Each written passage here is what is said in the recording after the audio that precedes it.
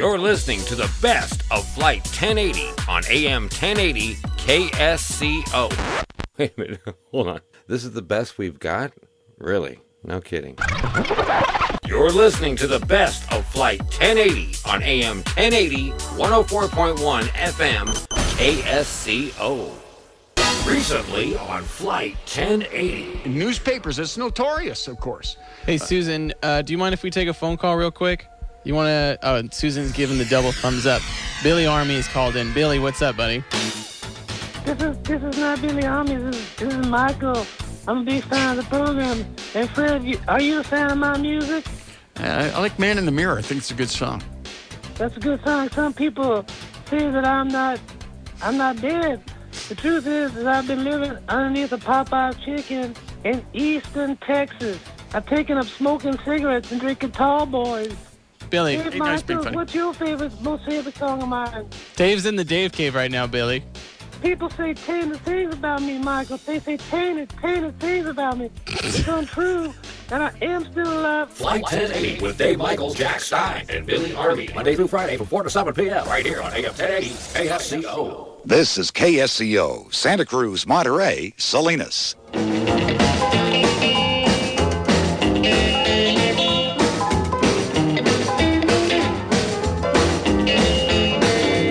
Running to and fro, hard working at the mill, never fail in the mill, yet come a rotten bill. Too much monkey business, too much monkey business, too much monkey. Good afternoon, everybody.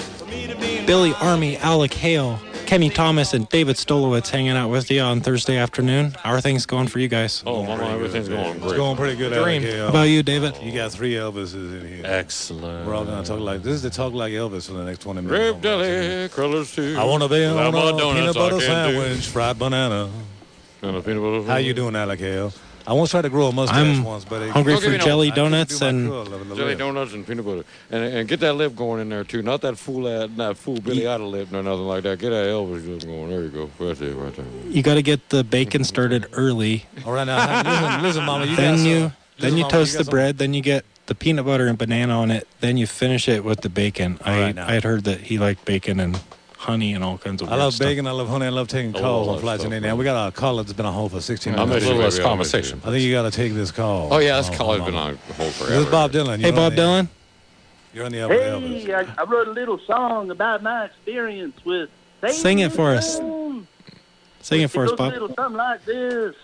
Now, one time a guy with the upside-down pentagram walked on my stage and said, "Hey, can I go backstage?" I said, "Oh, what's that thing on your neck?" And he explained, "I cast spells on everyone around here." I said, "No way, man, I'm not cool with that. I'm calling Billy Sunshine." So Billy Sunshine came and grabbed him by the lapel. Threw him off stage. I'm an inventor of mosh pit, and that's rest history. That's a copyright. I've been to mosh pit. If you don't believe me, you ask Billy Sunshine. Call in right now to verify. Now, that's what I'm talking about. Bravo. I was talking about I met Bob Dylan one time, and they looked at me kind of funny, and I'm Thanks, Bob. I'm a man of the cross. Oh, dude, that was great. Thank you, caller. Thank you, Bob. Yeah. Good Climbing up the charts, right? Hey there, Randall. What's new? Randall, welcome. Randall, there's more than one Firefall song. I've been meaning to tell you that for like 2 years now. Buenas tardes, everybody. Anyway, I'm somewhere between Obi-Wan Kenobi and walking the earth like David Carradine in Kung Fu. I used to be one of the holy rollers and Jesus freaks, hanging out like a groupie, following a rock star named Jesus around like everybody. That's all it was. Just beat bopping around like a teeny bopper. But I have something I want to say about Christianity that nobody ever brings up. Okay, so like they don't. I studied the Bible just about all my life, and I was one of those real diehard on fire Christians. I'm not anymore. I'm free from the cross, and I'm not going to pick up my cross and die for nothing. People have to hold their own, and I'm not going to bleed for nobody, and I'm not going to believe somebody that bled for me. I can go to heaven.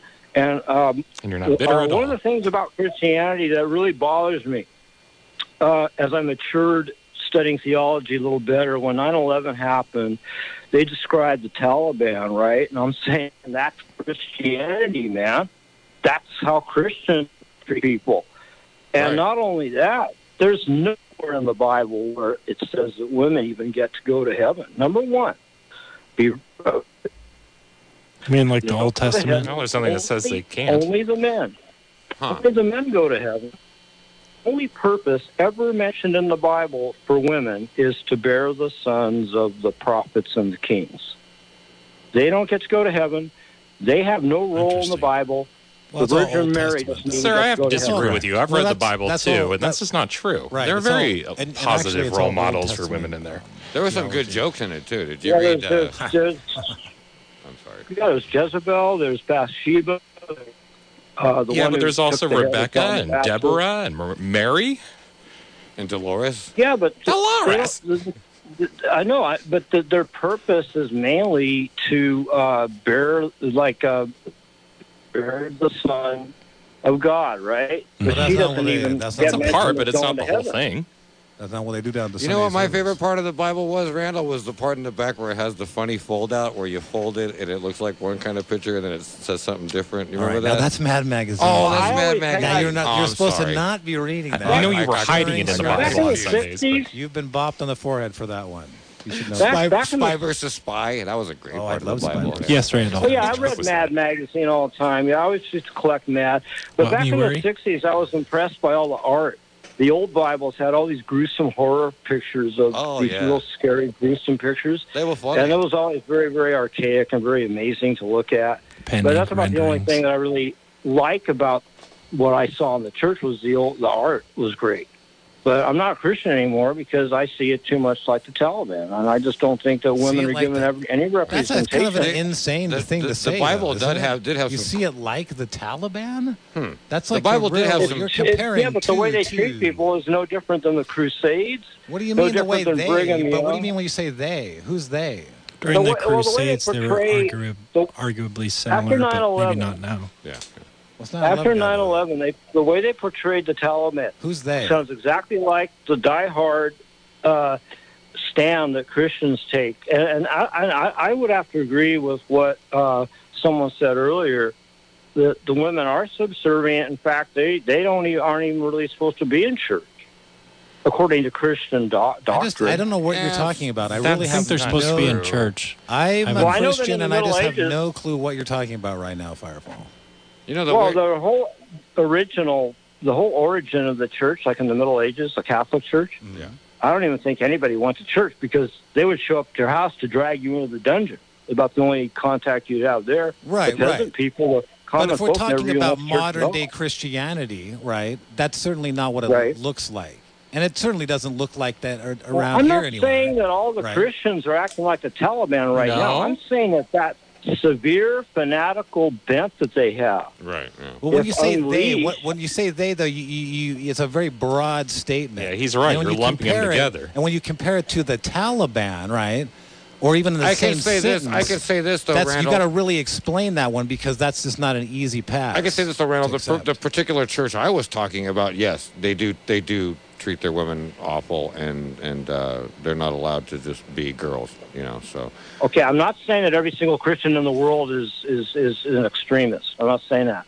I'm saying that what is being put out and the message you get and the examples that I've had when I was a Christian and I was very involved in protests, Christian protests against things that we considered immoral, being actively involved in canvassing the streets and witnessing and stuff like that.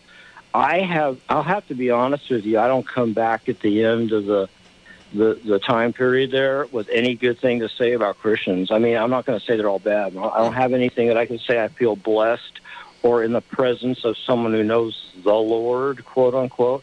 You don't have anything positive to say? Nothing inspirational? No compassion, forgiveness? He was talking about the artwork in the Bible. All the pictures look like Dan Fogelberg. There's no artwork in the Bible. It's just text. Everything else is added on. You see a picture of Jesus, he looked like Dan Fogelberg.